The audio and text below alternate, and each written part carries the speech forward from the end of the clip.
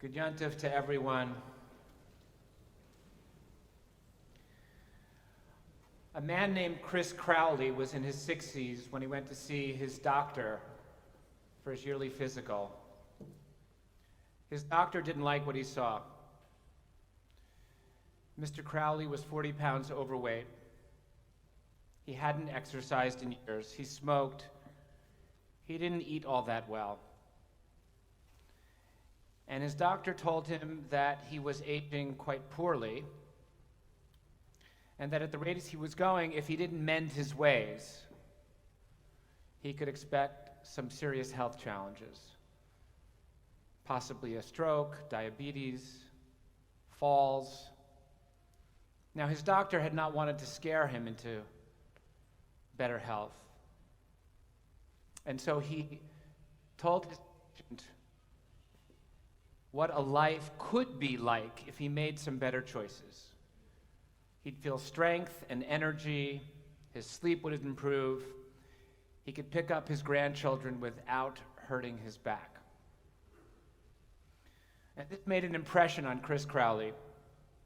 And as a result of that physical, two things happened. One, he changed his life.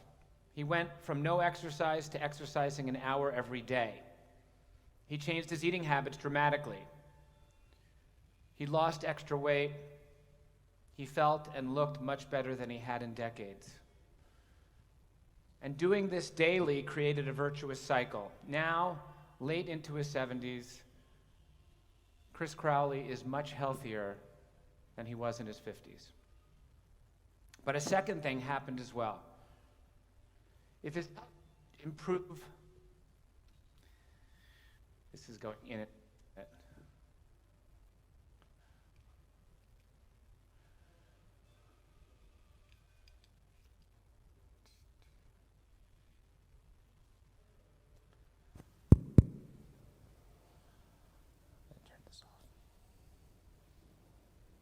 If his health could improve so dramatically, both patient and doctor thought that they should write a book about it.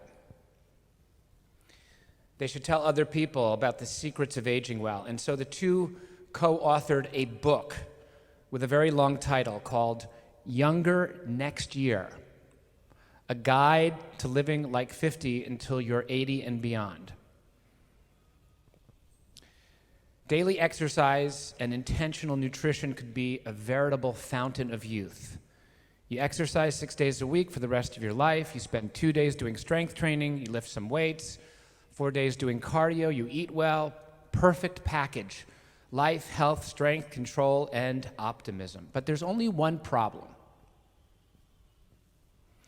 Life doesn't always work out that way. The doctor who he wrote the series with, Dr. Henry Lodge, passed away at the age of 58 from prostate cancer. By all accounts, Dr. Lodge was a caring and dedicated physician, a talented writer, a loving father, a son, a brother, a loving spouse, who followed his own advice to his patients. He exercised regularly, he ate carefully, he drank moderately, he never smoked. He had a beautiful family life, great friends, patients who loved him. The problem is, of course, the premise of the title of the book, which is we have complete control over our health and our lives, which, as we know, is not always true. Henry Lodge's death, a man who did everything right, points to a core vulnerability that we all share. We can plan for so much, but in the end, we may control very little. All of us will come up against limits in our lives. Some are mere obstacles that we have to overcome, but others, there's no amount of hard work or ingenuity that's going to be able to change them. And so that our lives will always be a balance between the parts of our lives over which we have control and the ones in which circumstances are beyond our control. We may be feeling that much is out of our control these days.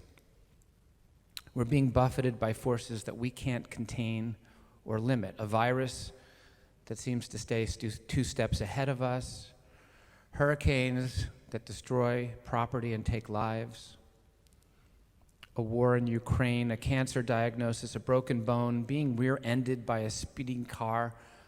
There are things that we can't do that much about.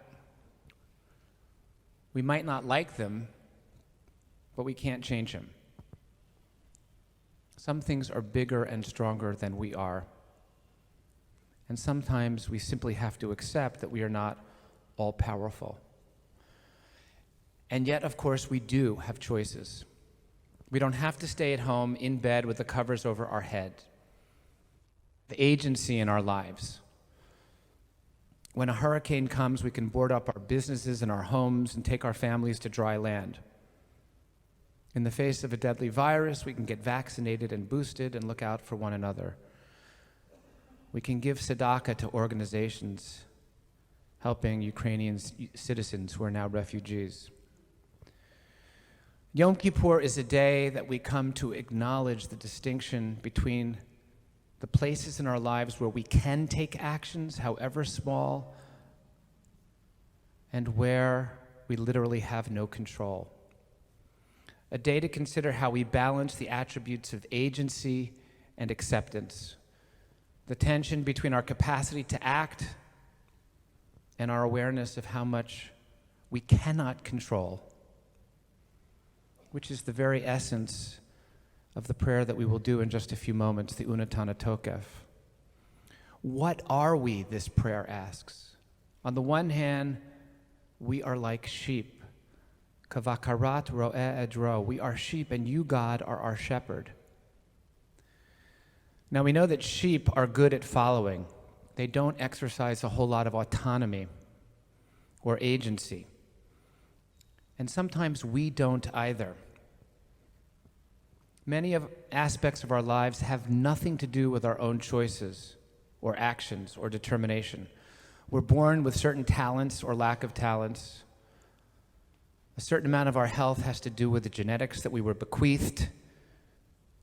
We had a loving family growing up. It wasn't so loving. We had educational opportunities. We didn't have educational opportunities. So there is much that we do not choose. Kavakara ro'eh edro. Sheep being led by a shepherd at times. But that's not the whole story. We're not only sheep, because later in the prayer, what do we read? That God opens the Sefer HaZichronot, the book of remembrances of our deeds, and what does God find there? The record of all of our actions signed by our own signature. A book in which we are the actors, not the spectators. Says Unatana Tokef, each one of us is the author of our own books of life, and we are each responsible for our actions. Unatana Tokef is attributed to a medieval rabbi named Amnon of Mainz, and he was certainly not careless in his liturgy. So why this strange contradiction of contradictory images? Because I think that Rabbi Amnon is asking us to think creatively here. Because when you think about it, these metaphors, though absolutely antithetical, are in fact equally true. We are sheep and we are shepherds, capable of being the authors of our own deeds. Not either or, but both and. So that at any moment, we're both constrained by forces over which we have no control and responsible for actions that only we can accomplish. There's a character in our Bible whose life embodies this tension and who we read about every year at Purim. When we first meet Esther, life has happened to her. If you read the story, you'll see that everything in the story is in the passive tense. Her parents have died, and so she's raised by her uncle Mordechai. And so she's sent to become one of the king's concubine. She's beautified by the eunuch. She's taken to see the king, but only when he requests that she come. For the first several chapters of the book, Esther is passive, like a sheep. But then, at Haman's prodding, the king issues his genocidal decree. At first, Esther, like a sheep, is inclined to do nothing. And when her uncle Mordecai implores her to act, she says, "What can I do? Leave me be." She sees herself as a victim of circumstance, not as an actor who can influence what is happening. She is passive, but Mordecai persists. He says to her, "You must do something." And then he asks the question that sets an entirely new plot into motion. He asks her, "Mio Dea, who knows? Who knows if you have not become queen for just such a moment like this?" That was Esther's moment. There was so much about the landscape of her life that she could not change. So much that she couldn't do anything but accept. She couldn't change that her parents had died. She couldn't change that she had been raised by an uncle, or that she had been selected by the king to be his queen. She couldn't change the fact that evil existed in the form of Haman, who wanted to exterminate the Jews of Persia. All of these things were out of her control. But there was one thing that was in Esther's control, and that is, how would she respond at this moment to the crisis of her people? Esther is a hero in many ways, but not the least of which is her ability to discern when to accept and when to act. Indeed, it might have been her experience with the painful but necessary life of having to accept that is exactly what made her ready and willing to act. And maybe Mordecai was right. Maybe she had become queen for just this moment. So she understood right then and there, in that moment, that she could become a shepherd and not have to stay a sheep. She had agency, so she could make a difference. And because she chose to act and to reveal herself to the king and to fight for her people, the course of history was forever changed. Each of us will have Esther moments in our lives, because we are all like Esther. In many ways, our lives have and always will be shaped by powerful external forces. And we will encounter times, not only when we can act, but when we should act, despite the fact that there have been things that we did not control up to that point. And we can recognize our agency and use it for the better. We will have our Esther moments when we might be able to say, "You know what? I didn't necessarily plan or want to be in the situation that I am in right now, but I'm in it. So what can I do about it?" And maybe I'm here because I'm the one who can do something. And maybe the entire world might change if I choose to act. Let me give you an example of someone who was able to both accept and to act. I recently read the obituary of a man named Yehoshua Hershkowitz, who survived the Shoah and died at the age of 92. He was born in the 1920s in a village in Hungary. At 19, he was deported by the Nazis to Dachau. A horrific fact about the concentration camps was the total control that the Nazis wielded. They literally had all the power, and those in the camps had none. Somehow Yehoshua Hershkowitz survived. He was liberated in 1945. He was 20 years old when he emerged from the death camps and learned that the majority of his family members had been murdered. And so he came to New York, and he joined the Hasidic community of Borough Park, where he married another survivor who had come to America, and he and his wife became the parents of 3 sons and 3 daughters.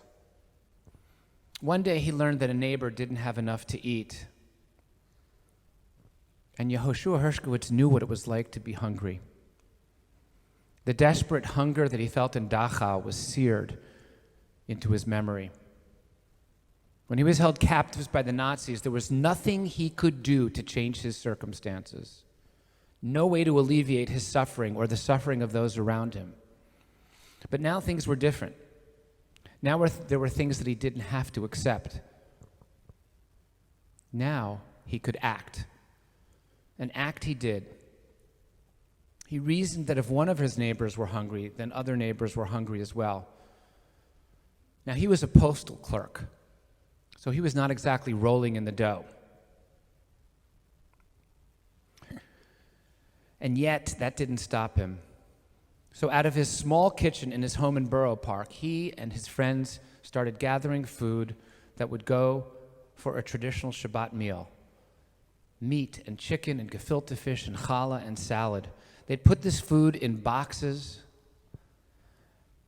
and then in order to respect the privacy and the dignity of the people that they knew could use the food, they would just leave the box at the front door on a Friday afternoon and drive away. The idea was so simple and helpful to distribute food anonymously to the hungry that the idea quickly spread.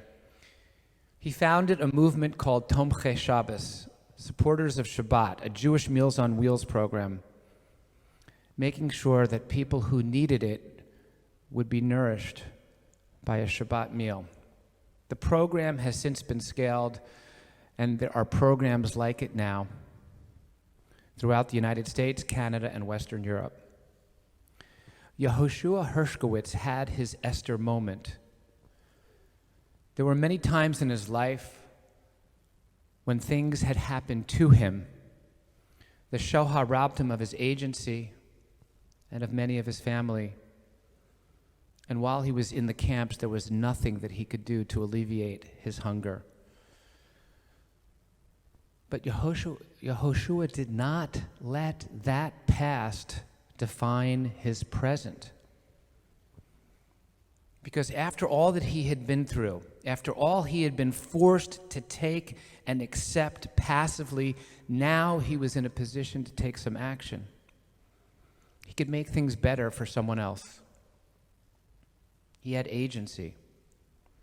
He had the power to channel his memory of hunger into feeding others, to channel the memory of experiencing ultimate cruelty into kindness, to channel his own helplessness into love.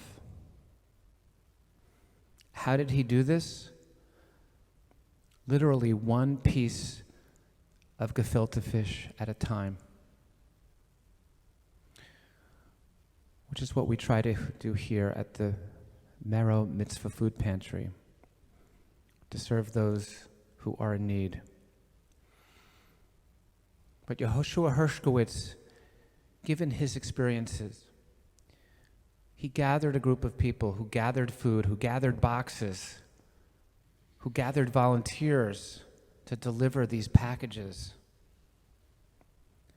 And in doing so, he turned the experience of having been a sheep into a life of becoming a shepherd. And you know what happens when that happens? His own story actually changed. Now that his life had been fully lived and he had passed away, we can know this. Because if you were to read Yehoshua Hershkowitz's obituary, you would find that the fact that he survived the Shoah takes up one small paragraph in a full-page article about his life. This was a painful truth of his life, something he had no choice but to accept.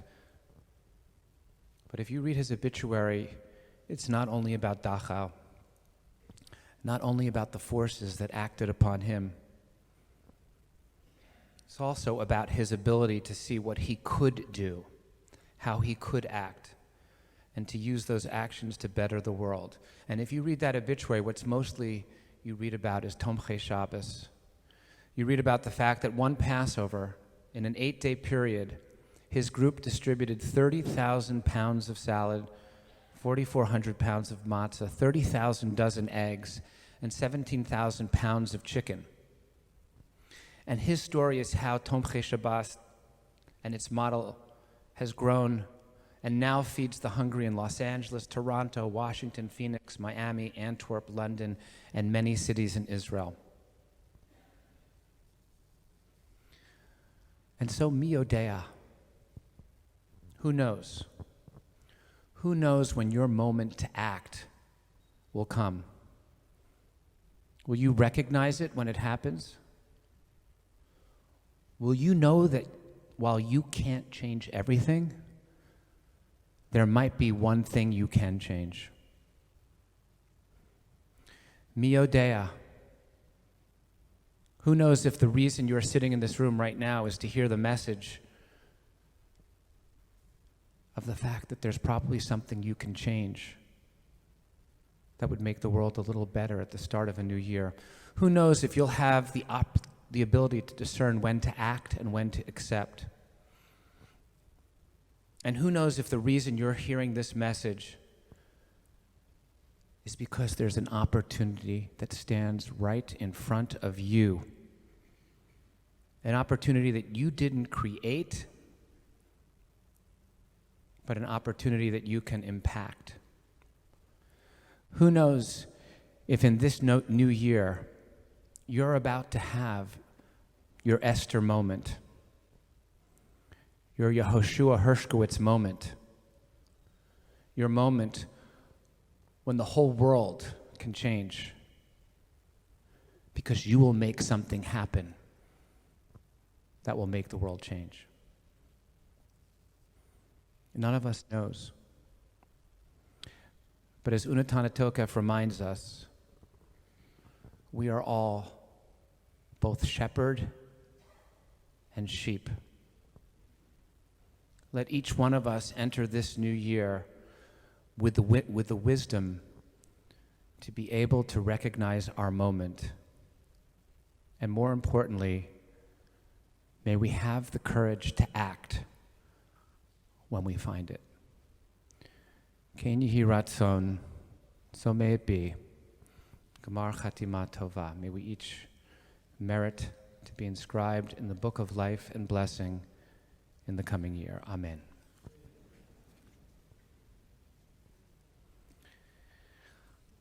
We are now going to prepare to begin the Musaf service. We're going to invite the Chazan to come back to lead us in the Chatzi Kaddish. It's found on page 298 of your prayer book.